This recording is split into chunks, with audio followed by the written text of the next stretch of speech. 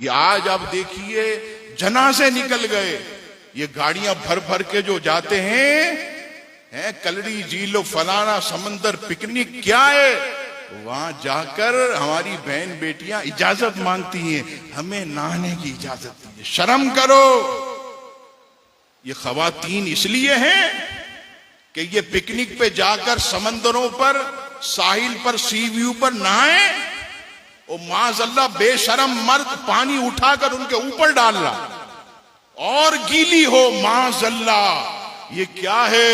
آئے افسوس، آج ہماری بہن بیٹیاں کہتی ہیں کہ ہمیں جو ہے وہ پکنک پر لے جاؤ، اور پکنک پر لے جانے سے پہلے ہمیں ایسا سوٹ لے آؤ معاذ اللہ کہ جس کو پہن کر ہم جو ہے وہ سوئمنگ پول میں نہائے، ہم سمندر میں نہائے، ہم سی ویو پر نہائے، معاذ اللہ۔ آپ دیکھیے ہمارے اس علاقے میں کسی کا نام نہیں لیتا، بڑی بڑی بسیں چلتی ہے، فخر سے جو ہے نوجوان بھی جاتا ہے، ہماری بہن بیٹیاں بھی جاتی ہیں، کوئی شرم و حیا نہیں ہے، اور وہاں جانے کے بعد جو ہے ایک دوسرے پر پانی اڑاتے ہیں، ایک دوسرے کے کپڑوں کو جو ہے وہ گیلا کیا جاتا ہے۔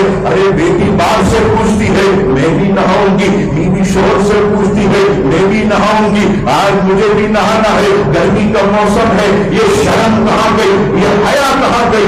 آج جو ہے جب نہانے کے بعد جب عورت نکلے اس کا جسم نظر آتا ہے، جب مرد نکلے اس کا جسم واضح ہوتا ہے، کہاں چلی گئی شرم و حیا؟ کن تصویریں کھینچی جا رہی ہے۔ آئے افسوس، ڈوب کے مر جانا چاہیے۔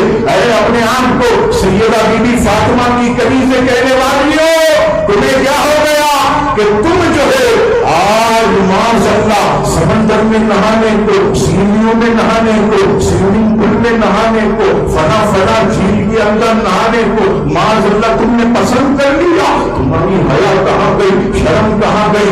آقا کریم علیہ السلام نے منبر پر بیٹھ کر فرمایا کہ دو چیزیں ہیں، ایک جاتی ہے تو دوسری خود بخود چلی جاتی ہے۔ یا رسول اللہ کون سی؟ فرمایا جب کسی کے اندر سے حیا چلی جائے تو ایمان خود بخود چلا جاتا ہے، اور اگر کسی کے اندر سے ایمان چلا جائے تو شرم و حیا چلی جاتی ہے۔ پھر آقا فرماتے جب تجھ سے شرم و حیا چلی جائے جو چاہے کر